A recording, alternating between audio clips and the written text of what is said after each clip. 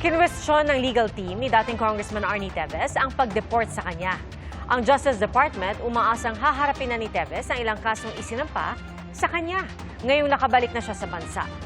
Saksi si Salima Refran.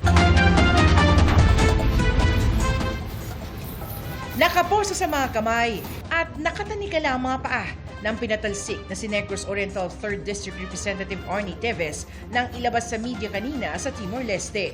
Napaliligiran siya ng Timorese authorities. Pasado 1:00 ng hapon doon ay opisyal nang inilipat ang kanyang kustodiya sa composite team ng Department of Justice, National Bureau of Investigation at Bureau of Immigration. Hindi ko nila ako by force. Wala naman akong problema kung mapauwi ako basta lang. Tama lang. They were under arrest by virtue of the warrant of arrest issued by Manila Court on September 2023 for 10 counts of murder. Mag-aalas 3 ng hapon, lumipad ang aircraft ng Philippine Air Force pabalik ng Pilipinas. Dahil walang pasaporte, ang embahada na ang nag-issue ng travel document ni Teves. Ang pagpapadeport kay Teves, kwinestyon ng kanyang legal team. May nakabinbin pa raw silang petition for habeas corpus sa korte. Matapos arestuhin noong Martes ng gabi si Teves.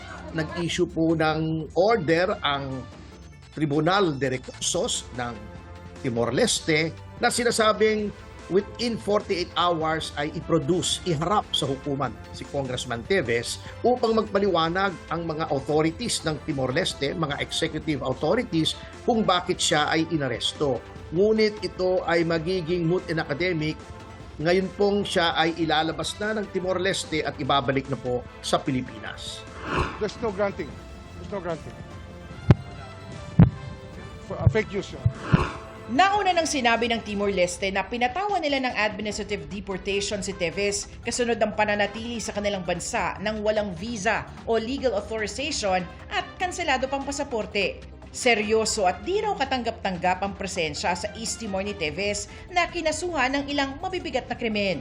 Si Teves ang tinuturong mastermind sa pagpatay kay dating Negros Oriental Governor Roel Digamo at siyam na iba pa noong 2023. May 3 pang kaso ng murder si Teves para sa 3 magkakahiwalay na pagpatay noong 2019. Iuwi natin siya para maharap niya.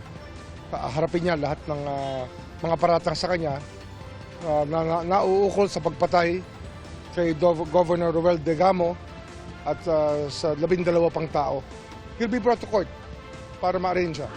Tiniyak naman ni Secretary Remulla na magiging patas ang proseso ng hustisya. Para sa GMA Integrated News, ako si Salima Refran, ang inyong saksi. Mga kapuso, maging una sa saksi. Mag-subscribe sa GMA Integrated News sa YouTube para sa iba't ibang balita.